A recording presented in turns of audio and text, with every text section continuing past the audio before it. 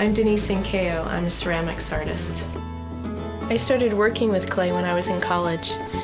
I studied anthropology while I was working on my BA at Auburn University, and that interest in things that are primitive from the earth or coming from a natural organic source really has influenced me deeply. I used to experiment a lot with heavy texture and large surfaces.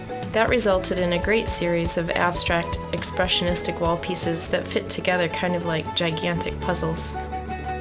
I like the idea of working really spontaneously without thinking about it or planning what's happening, just going with the flow and being expressive without editing what's happening was the point.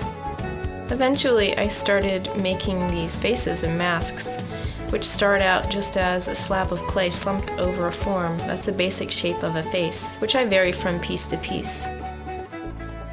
Since I work without drawings, I let the shape of the face determine how the facial features start to emerge. I truly believe that these faces determine who they are and what they look like. I'm just here to help them come into being. I use high-fire stoneware clay. One of the beautiful things about clay is that it's earthy and organic, and I like to let the natural little imperfections that show up in a piece incorporate into the personality of that piece, kind of like moles or scars or birthmarks. I use an oxide wash on most pieces to bring out depth of the features and textures. I sometimes enhance the pieces with acrylic paint for metallic effects.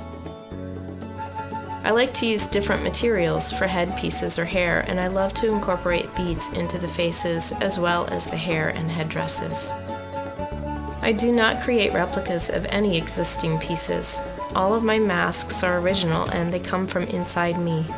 But I think that each piece speaks something very unique and personal to whoever is attracted to them.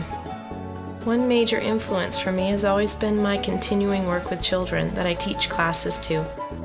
Children are great reminders that if we approach our work from a place of innocence and fearlessness, that we can leave behind the rules and constraints of what we have always been taught is the correct way to go about things, or the concern about the way things should end up looking. In the mind of a child, anything is possible, and very young children are absolutely uninhibited in their approach to creating. And that is awesomely inspiring to me.